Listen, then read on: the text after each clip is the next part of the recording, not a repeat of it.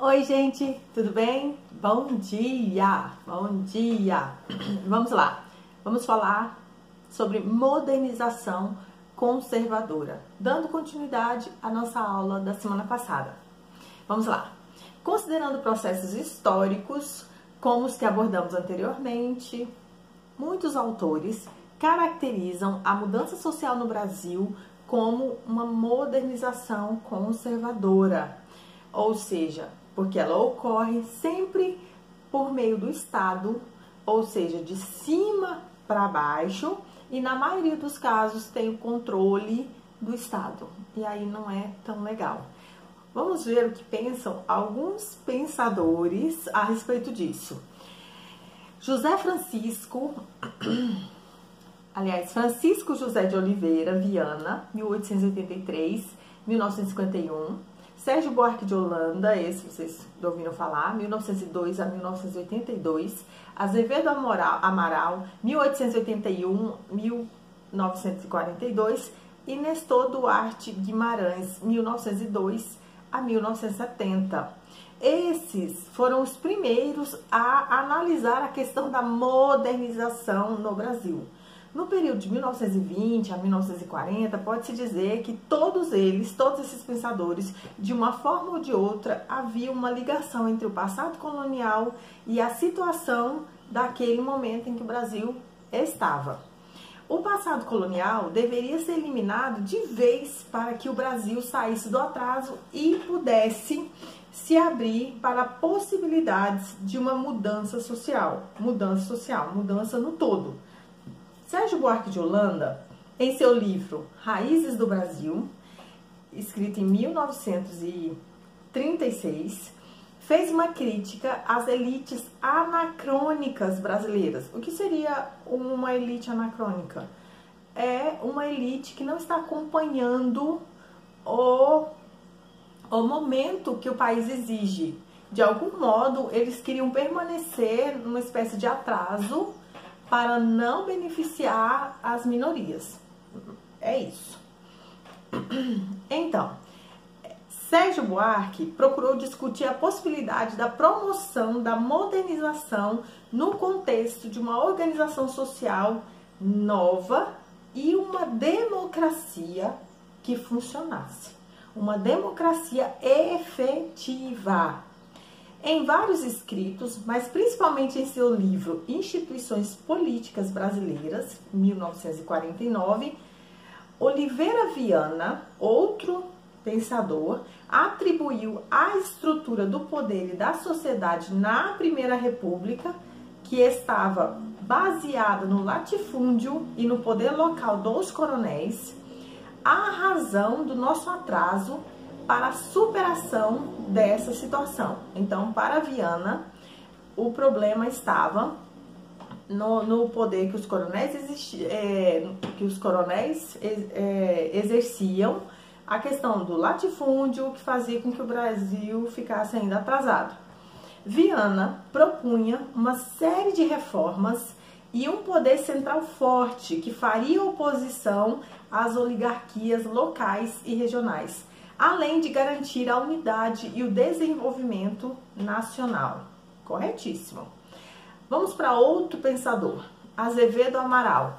No livro O Estado Autoritário e a Realidade Nacional, 1938, ele defende uma industrialização brasileira que só poderia ser realizada com a presença de um Estado forte e autoritário. Gente, ele está dizendo, para que haja uma industrialização eficaz no Brasil, é necessário que haja um Estado forte e autoritário. Autoritário? Ditatorial? Seria isso que o senhor pensador está dizendo aqui?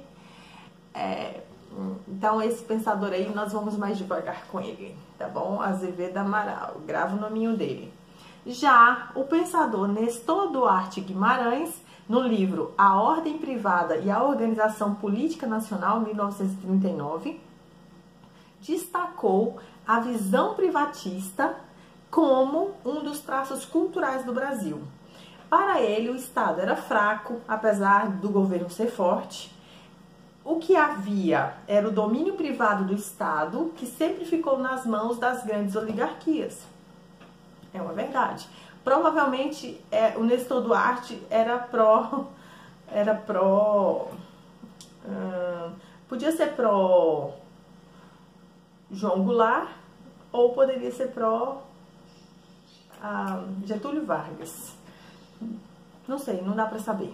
Então, esses 4 autores ressaltaram que, de uma forma ou de outra, nossos problemas estavam no passado colonial. Mas, sobretudo, na visão de que sempre havia um empecilho para o desenvolvimento e era necessário um Estado forte, no caso, para Viana e para Amaral, né?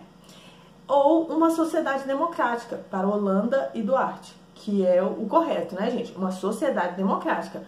O Estado forte sozinho, o Estado forte só por si só, aí se torna um governo ditatorial, não é legal. Porque a mudança, ela tem que vir de baixo para cima. Se ela vem de cima para baixo, não é legal. Então, um Estado extremamente forte não vai causar mudança social, não vai.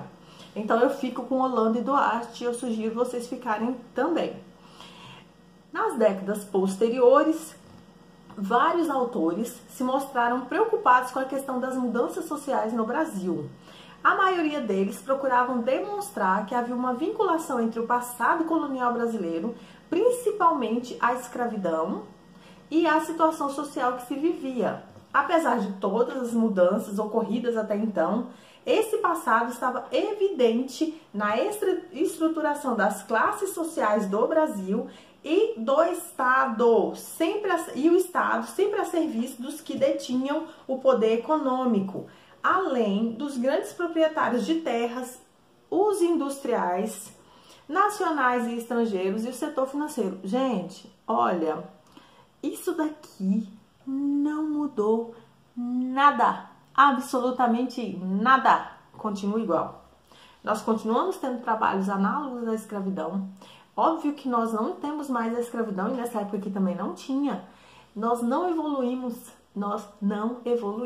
Por isso nós temos uma modernização conservadora que não saiu do lugar, Vamos ver mais um pouquinho, ó. Modernidade sem modernização no Brasil. Temos vivido como nação atormentados pelos males modernos e pelos males do passado, pelo velho e pelo novo, sem termos podido conhecer uma história de rupturas revolucionárias. Eu estou lendo um trecho de Marco Aurélio Nogueira. Não que não tenhamos nos modernizado e chegado ao desenvolvimento. Fizemos isso de modo expressivo, mas não eliminamos relações, estruturas e procedimentos contrários ao espírito do tempo. Nossa modernização tem sido conservadora, aliás, duplamente conservadora.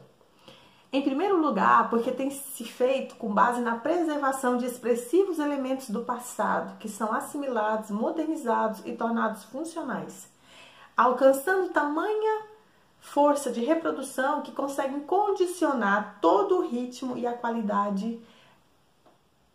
a mesma qualidade da mudança. Trata-se, para ficar no exemplo fácil, do peso paralisante adquirido no curso do nosso capitalismo pelo latifúndio, capaz de resistir por décadas, seja ao desenvolvimento nacionalista e popular de Vargas, seja à modernização autoritária do regime de 64. Em segundo lugar, porque tem se feito de modo tão democrático, não democrático, sem participação popular e sob o comando do Estado, desdobrando-se quase sempre de modo a ser hegemonizada por interesses conservadores. Foi assim que chegamos à época do capitalismo e da indústria e é assim que estamos caminhando para o século XXI. E aí nós estamos no século XXI e aí eu pergunto para você, mudou muita coisa? Transformou muita coisa? Não. Então esse trecho que eu acabei de ler, ele é de Nogueira, do livro As Possibilidades da Política, Ideias para a Reforma Democrática do Estado, 1998. Então, gente, é isso. Nós ficamos por aqui. Deixa eu ver. Não, dá para nós falarmos um pouquinho mais sobre Não, dá pra falar um pouquinho sobre Florestan Fernandes. Espera aí, fica aí, não sai não, mais 2 minutinhos, vamos lá. Então, entre os autores que mantiveram constante preocupação com a mudança social no Brasil, temos Florestan Fernandes, que nasceu em 1920 e morreu em 1995. Um dos maiores sociólogos brasileiros. O cara era top, mais ou menos assim da minha cor. A história dele é muito linda, porque quando ele nasceu, a mãe dele trabalhava na casa dos outros, e a patroa da mãe dele, quando ela disse que ia colocar um nome no filho de Florestan Fernandes, a patroa falou assim, mas isso é nome de rico, por que você vai colocar um nome tão robusto no menino? E a mãe insistiu e colocou esse nome nele. Ele estudou, ele foi um dos pioneiros a estudar as ciências sociais aqui no Brasil, quando a faculdade de ciências sociais era toda ensinada em francês. Ele teve que aprender, ele teve que dar duro, e ele era pobre, e ele conseguiu subir, e ele conseguiu se tornar um dos maiores intelectuais brasileiros, Florestan Fernandes. Então, vamos lá. A preocupação dele no livro Mudanças Sociais no Brasil e Revolução Burguesa no Brasil e Ensaios da Interpretação Sociológica, entre outros, era mostrar que o Brasil tinha essa modernização que não era modernização, essa mudança que não é mudança, enfim. Então, diante do golpe militar de 64, Florestan Fernandes procurou uma explicação sociológica para a sociedade brasileira na época, que fosse além da visão tradicional e conciliadora cultivada pelos intelectuais, vinculados às classes dominantes que estavam lá em cima. Para ele, a sociedade de classe construída no Brasil pelo capitalismo é incompatível com o que se considera universal no que concerne aos direitos humanos. Não partilha da mesma fatia de bolo, é descompensado, é fora, né? O modo como a sociedade brasileira é constituída a respeito do capitalismo não combina com os direitos humanos, porque resulta numa democracia restrita, no contexto de um Estado autoritário burguês, no qual as mudanças só ocorrem em benefício de uma minoria privilegiada, que é articulada com os interesses estrangeiros. Pronto, o cara falou tudo. É exatamente isso. E por isso o passado escravista está presente nas relações sociais, principalmente nas de trabalho, em que o preconceito e o racismo ainda está muito forte e as pessoas são excluídas por serem pobres, negras ou mulheres. É lindo, não é esse cara? Lindo! Então, para Florestan, não haveria possibilidade de uma revolução no Brasil se essa carga do passado, que envolvia o escravismo e suas consequências, não fosse abolida. E a visão da política como relação de favor e arte de se manter no poder não fosse substituída por práticas políticas e relações pelo menos minimamente democráticas, para ele era necessária a adoção de uma democracia de base ampliada que fosse além do voto e permitisse a participação efetiva do povo no destino do país. Já no fim da ditadura militar, Florestan, em 1980, quando as greves e as manifestações sociais voltavam à cena, ele escreveu um livro, Brasil, em compasso de espera. O protesto operário está nos tirando do pântano colonial em que o despotismo burguês nos deixou atolados. Mesmo 9 décadas após a proclamação da República, a história volta a ter de novo uma face de esperança, embora tudo ainda seja muito frágil, incerto e obscuro. É o que ele diz no livro dele. Óbvio que essa é uma frase só do livro dele. O sociólogo estava atento ao que acontecia, mas não era um entusiasta, pois sabia que o poder dos conservadores era muito grande e a possibilidade de uma democracia no Brasil era frágil e incerta. Mesmo assim, Florestan Fernandes sempre procurou criticar as iniquidades da sociedade brasileira. Um fofo. Então, gente, é isso a nossa aula de hoje. Se vocês quiserem saber mais sobre Florestan, procurem. O cara era genial, brasileiro, maravilhoso. Então tá, gente, essa é a nossa aula de hoje. Beijos.